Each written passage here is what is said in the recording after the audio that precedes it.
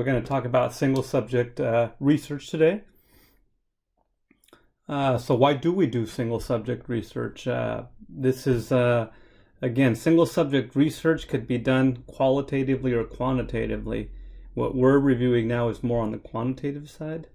And so you'll see, and as when we reviewed experimental, there's some designs that potentially, one design particularly that is used commonly in single subject, and I'll probably ask a quiz question about that actually.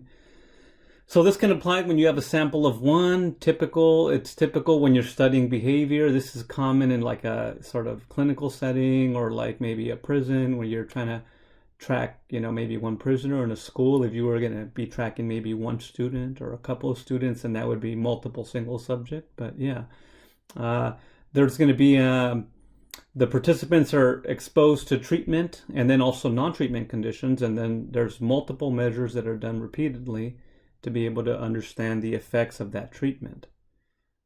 So these are most used again in clinical setting, particularly therapeutic settings. There's not really concern about generalizability, perhaps transferability, and we'll talk about that later, much later when we get to qualitative research.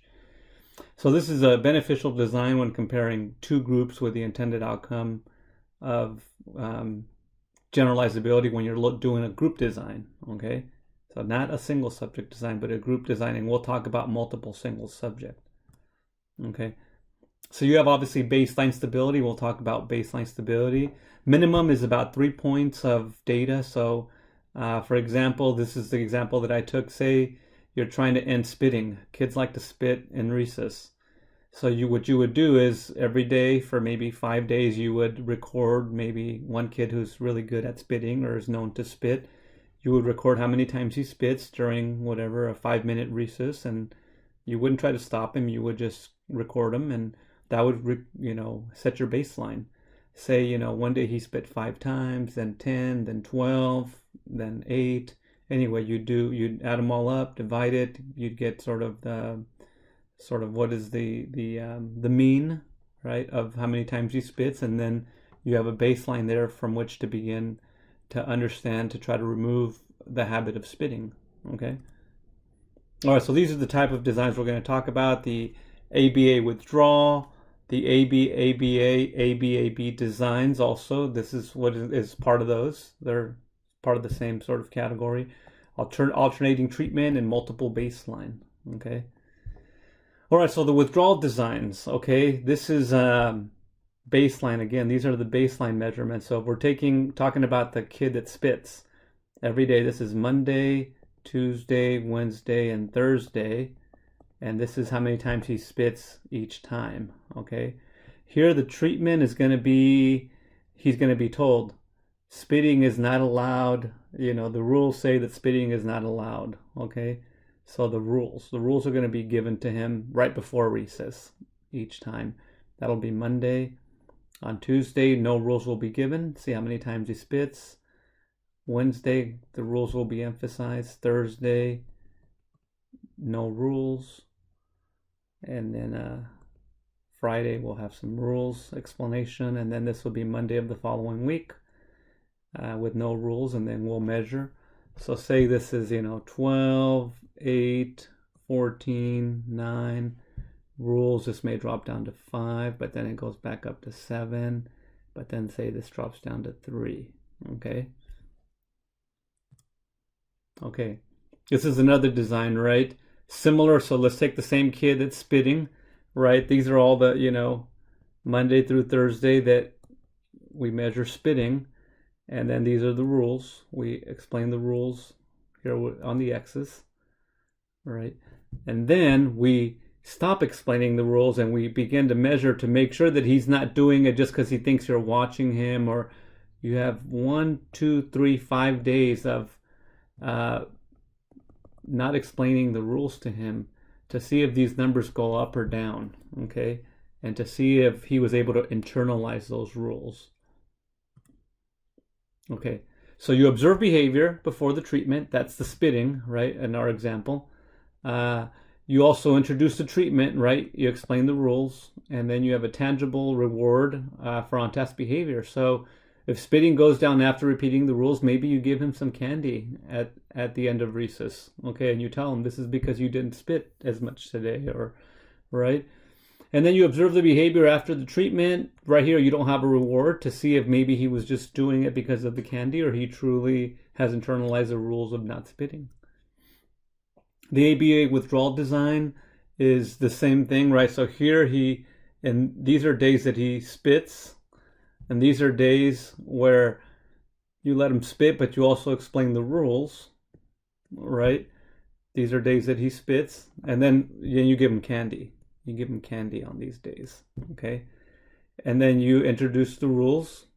No, then you let him spit, and then again, you go back to the rules, okay?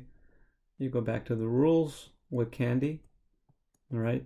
And see how you compare now this to this, and you can compare this to this to see if this here is similar to that, or if there has been a drop-off, okay? Okay, multiple baseline design. So now there's 3 kids that like to spit. He has a whole bunch of friends and they all like to spit. Okay, well, it's unethical to, maybe that's not a good example, but let's just say it's unethical to, this is where you're explaining the rules. It's unethical to stop explaining the rules to him, right? But you also are creating baseline. It's unethical to stop explaining the rules, but you can introduce the rules a little bit later for some of the other kids, okay? And it just goes back and forth. One day, no rule explanation. Next day, rule explanation, right? Maybe this kid has candy. Well, I think you'd have to give them all candy because one of them's going to look at the other and want some candy. But nevertheless, so these designs could be used across different behaviors. This one could be about spitting. This one could be about hitting other kids. And this one could be about throwing the ball, throwing the ball at other kids. Okay, these are all the behaviors that you're trying to measure. Okay, all right. So alternative treatment designs, right? This involves, when you have multiple treatments, such as, say, this kid that likes to spit, right? 1 week you're going to, tell him the rules about not spitting. The next week maybe you'll give him candy at the end of recess.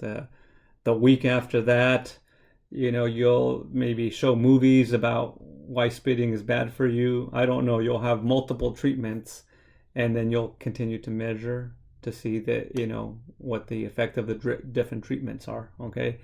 You don't have no withdrawal is necessary, no baseline is necessary, and then you can study more treatments at the same time to see which one is more effective with, this one kid, okay? Potential problems is that multiple treatments can interfere with one another, and you really don't know if it was the movies or if it was the candy or if it was the explanation of the rules, because they were all sort of maybe too close to each other. Maybe one affected the other.